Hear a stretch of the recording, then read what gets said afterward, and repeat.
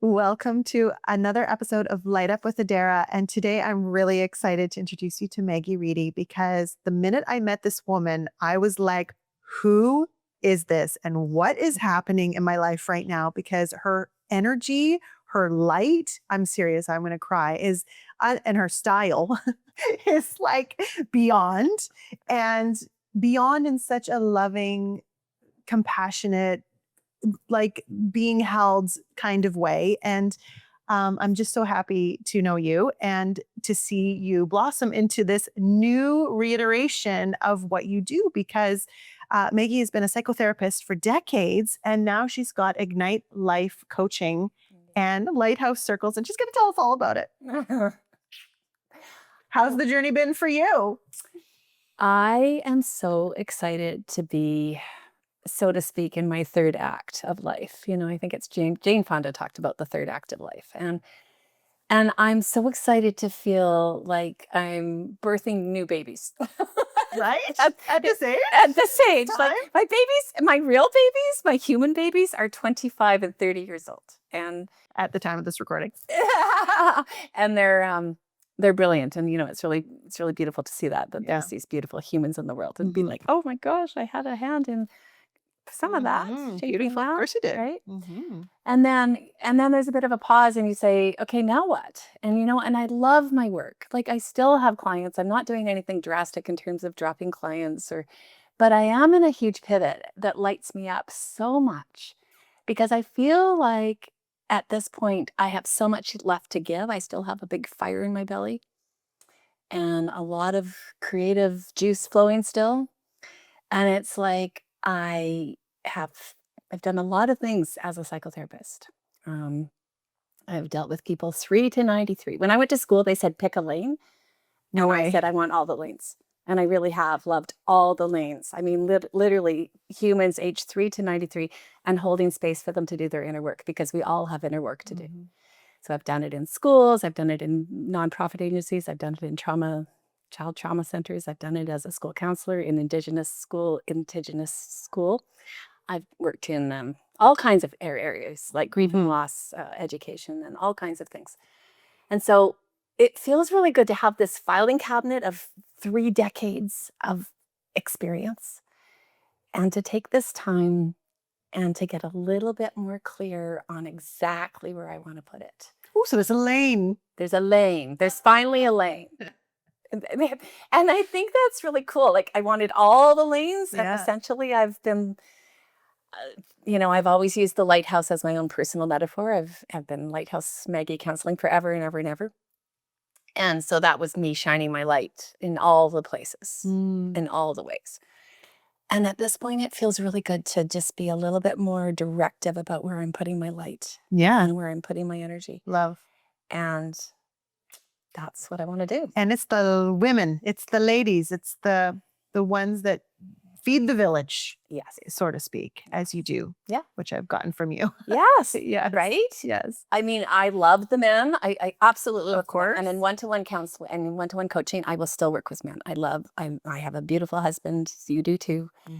I mean, I love the men and I love my son and I know the men need what the men need. So there's nothing on that. However, at this point in my life, I want to focus on lifting up the divine feminine essence, wisdom, leadership. When the women, what I notice is the women are really tired.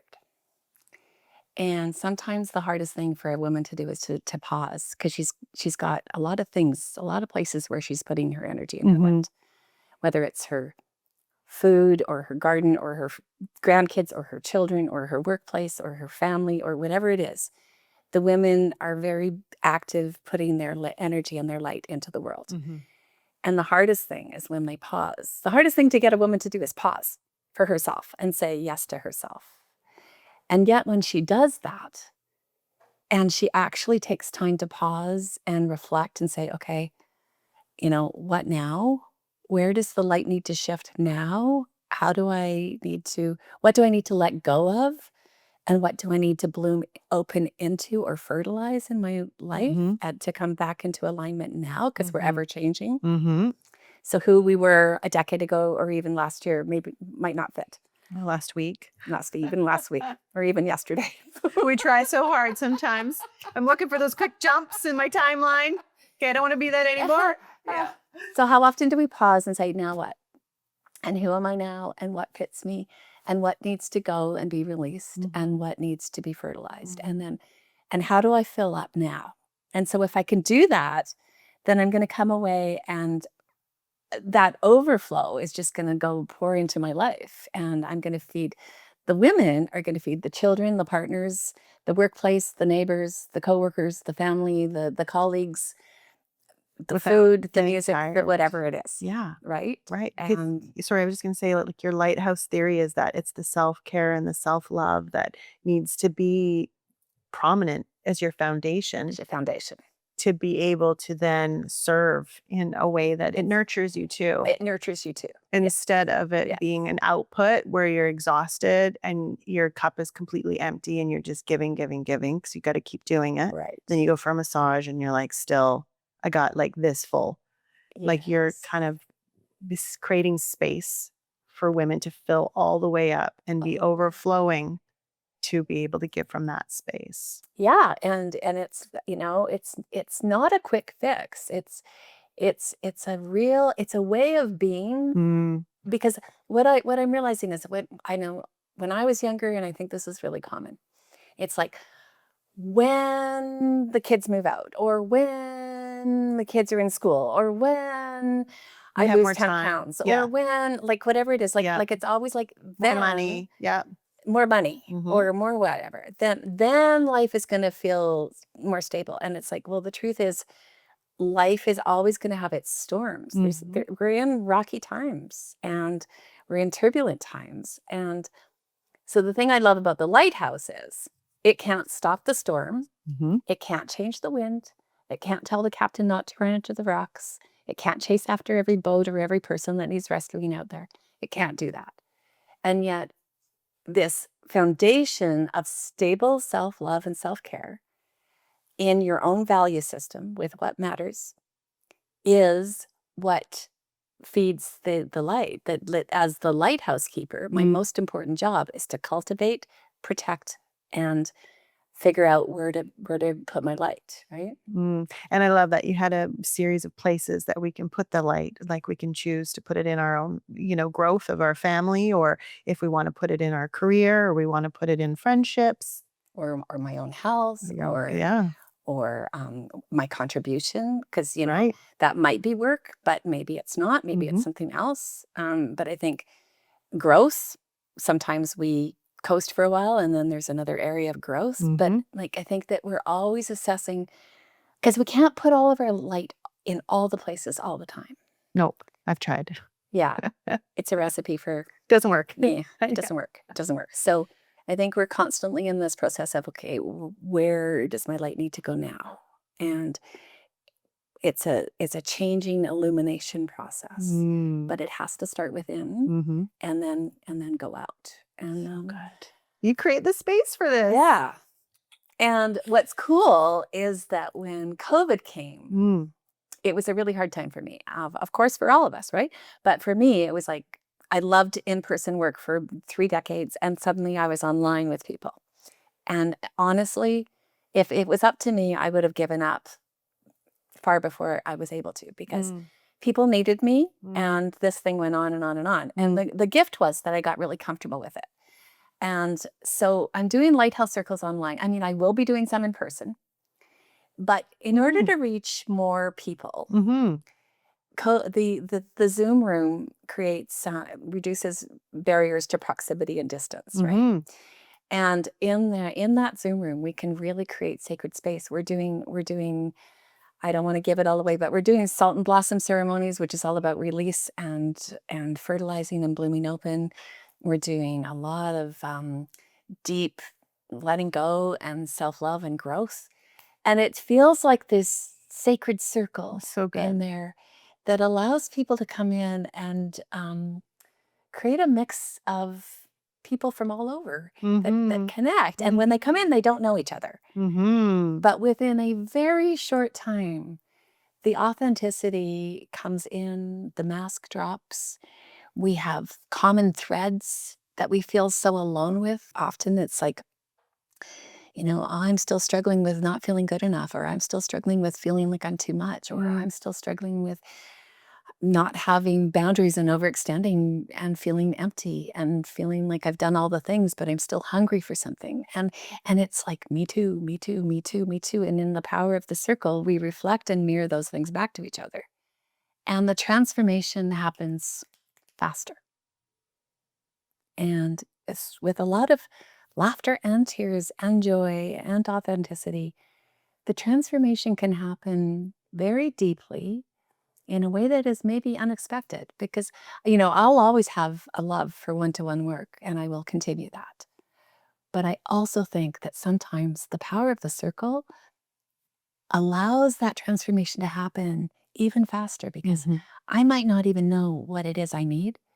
And then you say it and I'm like, oh, me too. And that's powerful. Powerful. I've seen it. I've been it. I've witnessed it a few times with you, and it Yeah. definitely is like 10xing, I think, what you can do sometimes with just one-to-one. So, yeah, I really see the power in that, and the fact that you can bring all these people from around the globe together. I mean, can you imagine even the friendships that flourish from that, I or know. the places we could go? And imagine what comes next, right? So we're in lighthouse circles or we're in one-to-one coaching and we're transforming and we're coming into that alignment. And then the next thing is, of course, we want to go in retreat with these people in person, Yes. right? Yes. And so we're going to be going on retreat in So beautiful locations to actually be together in person and to take that pause and to fill up on all levels and it's just, it's magic. It's what is it? Go ahead. It's I don't know what is it. It's an endless, beautiful process of the onion. I think. I think the other way to see it is the spiral. Like I think that we go through life, and we're like, oh yeah, I dealt with that. Yep. Okay, I'm good. Okay, I let it go. Yeah, I moved past, and we are good at that. We are really good at that. We're built for that. We're built for survival. We're built to cope and manage things and carry on, and we do. Thank goodness. And yet, I think that when we have these opportunities to do these ways of coming back inward and reflecting and releasing and fertilizing and opening and blooming open, it's a never-ending process of thank goodness, because I'm not done. like we're never done. I don't think we're ever done, and I think that that's beautiful. I even had a client say to me, "Maggie, am I ever going to be done?" And I'm like, Nope. probably not. No, no, I don't think so. I mean, I think that we coast for a while and then we hit another point and we're in the spiral and we say, all right, there's something else here. And it's not that we didn't do the work before. It's that when sometimes that spiral, things are here. Okay. Okay. I'm dealing with it. Okay. Okay. It's way over here. Okay. I can't even see it. It's way over there. Oh, it's coming right. It's over here again and it's coming back around. And yet I'm a different person now, and I have access to so much more than I did the first time that this thing came around. And so now I get this opportunity to go even deeper in my transformation and growth process. Okay. My husband, who's like on the other side, I think we're both having this aha moment today because a issue comes around in our 14-year marriage. Yes. And we dealt with it differently today than we have before. But it's interesting that you still say the same thing. Like you kind of are still going through the motions from your past of how you've dealt with it before. But we have new tools and new ways of being in it. And that it's annoying because you're like, why is this still happening for us? But it's deeper and it's got more illumination and more access. That was a big aha for me right now. That's great. Thank you. That's great. I love it because I think it's just an ongoing growth and transformation process of bringing things into consciousness. Do you know that only 5% of us is conscious and 95% of us is unconscious? So it's a lot of deepening and extended time to bring things up into full consciousness and then to make different choices and then go, oh, I did it again. Oh no. But it's you have to catch yourself and be like, oh, okay, I'm releasing this deeper and deeper and deeper, and I'm accessing more and more illumination here, and it takes time. And there's also something very surrendering around not ever being done. Like there's something in me now that's like, oh, well, there's nowhere to go. Like to get to, there's no like final destination here. Where like that's kind of like a big exhale for me. Right. Because I'm like, well, when the fuck am I getting there? Right. Well, you're not. Okay. No, So you're you're not. just going to keep You're on not. illuminating. We're just going to be illuminating. And it's messy sometimes. It's messy sometimes. And also, I really want to talk about this one part for a second. Being a lighthouse You need your own podcast. P.S. Go on. does not mean that I am illuminated all the time and that life is handled. Like that's a unicorn. That doesn't exist. There are days when I am on my knees, so to speak, and I'm going inside and I'm digging for that self-love and self-care, and I'm feeling like I'm not good enough or I'm too much or something is up. And I am not ready to share my light out into the world. And so that's okay. There are days when it's quieter and it's coming right back in. And I'm not ready to be all perky and shiny. You know, there might be a myth that Maggie's always perky and shiny, but my husband could tell you that there are days when that is not the case. And I feel really grateful that I'm in a safe place for those days when I can just go back inside, cry my eyes out. You know, I'm a fan of emotional tapping release, emotional acupressure. So I'm doing my work. I'm walking my talk. I'm like, God, I already dealt with this. It's up again. Oh, and it's like that. And then I just go inside but I have the tools to access, resetting my nervous system, tapping it out, getting it out in some way, whether it's writing it out, crying it out, stomping it out. I wrote a book about it. And hugging it out or whatever it is I need. And then if I can do that for myself, it will shift. I will not get stuck there. And I will come back up. Right. And I will bring my light out again. But sometimes it just needs to go inside. Which is what you teach too. And obviously, that's the foundation of the work. Exactly. Exactly. Ladies, if you are struggling, if your light feels so dim right now, or even, you know, because that happens. And we're like, oh God, like just shoot me now. This is just, I can't even do life at the moment. Yeah. Maggie's got your back. It's just, this too shall pass, but you definitely need to get the tools and skills and resources and community and all the pieces to build your light back up to the vibrant, gorgeous light flame that I saw when I met you for the first time. It's available to everyone in their own way, in their own unique way of showing up. And it's an essence and a unique spark that doesn't exist in anybody else. You're such a beautiful human, and I'm so grateful to know you. And thank you for coming on the Light Up with Adera show. Thank you. Just sometimes.